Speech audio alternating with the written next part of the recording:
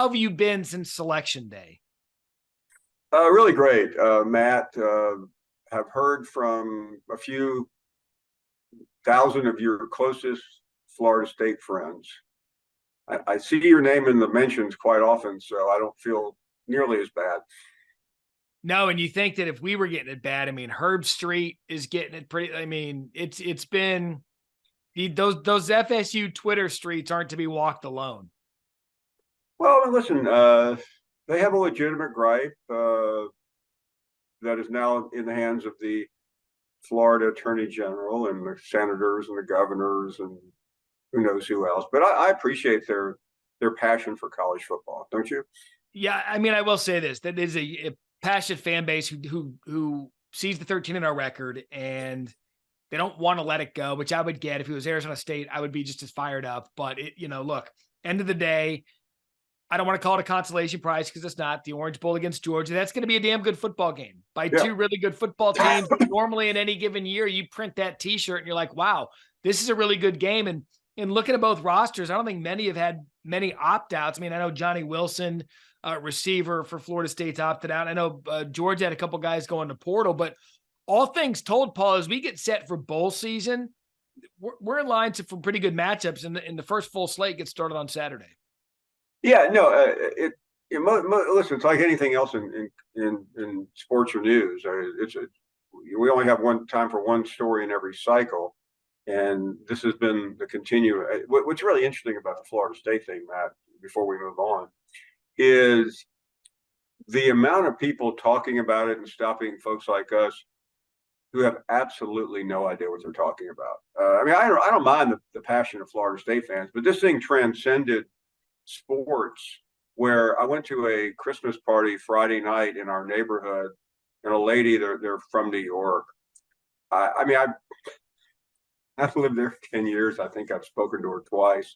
My wife knows her, so that's how we got invited. And I walked in, and she goes, "Oh, Paul, I saw you on Morning Joe Monday talking about the Florida State situation." I go, "Well, thank you." She said, "How in the world can you take that opinion? I mean, those poor kids got denied. They were robbed of an opportunity of their lifetime."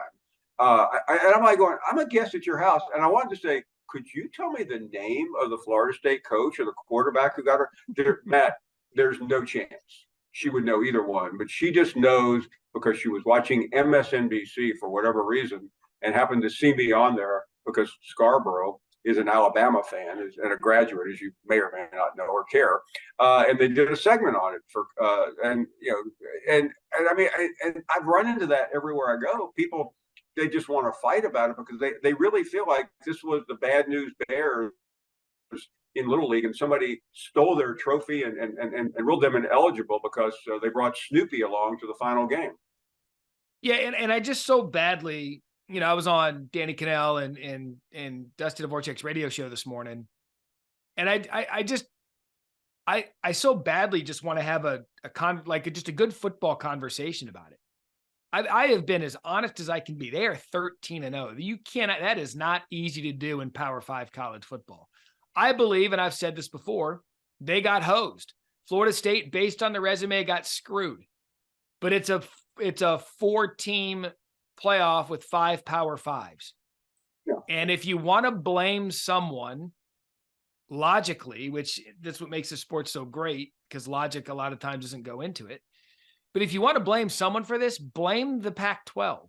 Well, why, Matt? Why would you blame the Pac-12? Because they've been virtually irrelevant the entire college football playoff era. Save for Oregon once and Washington once, they've been completely irrelevant. So the committee's gotten away with it. The committee's gotten away with 4 conference champions for pretty much the decade of this 4-team playoff. They've had it easy. Well, this is the first time they've had to deal with 5 qualified Power 5 champions. And I think that's why we're where we are with the outrage, because now all 5 Power 5 champions were relevant. Yeah, I mean, there's a lot of other reasons for it. And I don't want to rehash anything that's already been rehashed, but I think it's gotten to a point, though, where even beyond that, and yeah, I mentioned when we last got together about the alliance and a lot of blowback about there was a reason they didn't want to do all that. None of that matters. They didn't do it. And had they done it, Oregon would be in, Ohio State would be in, obviously Florida State would be in, and we'd really have an amazing playoff. But that will happen next year. But what I do object to, Matt, is the political part of it. I mean, I don't mind the neighbor, because she'll move on to the next lost cause. But the idea that people are taking these politicians seriously, and the Florida Attorney General came out the other day, and the first thing she said, "I'm a Gator fan," but now, Matt, if you're the state Attorney General of Florida, I know you spent some time down there, so it's your state, not mine. Why would anything be more important than getting to the truth and pursuing the law? That is your job. You're the state's highest ranking law enforcement official, and she because she's a craven political hack, she lowered it to the most minute common denominator by bringing fandom into it. I'm a Florida fan, but I have your back, meaning that this is completely bogus. I'm probably going to run for governor next time around, so I'm trying to get my chips in from the state legislature, and after all, that is in Tallahassee, where the state capital is, and that bothers me. All the other stuff, take with a grain of salt. I mean, the governor earmarking $1 million for the cause. This is why people distrust politicians. This is why people laugh at Washington and your state capital. But there are legitimate people who really believe that they're going to get inside that CFP room and get a camera that was rolling. Like the CFP hasn't already thought about that. By the way, I would love transparency. I know you would too. But we're not going to get it because it's a completely bogus case. No, and as far as the transparency, I think, yeah, I mean, we would like to know, and I'm not defending the committee, but when they said, we had to choose and one of the teams was not at full strength and that factored in, to me, that appeared to be transparent.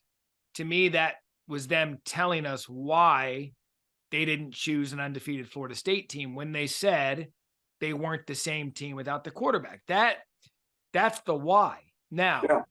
I know Florida State fans disagree with it, but to me, and then the week before, when Bill Hancock said, look, most deserving isn't in our lexicon. Like, that's not in our vocabulary. Well, he was basically setting it up for that. Give me something.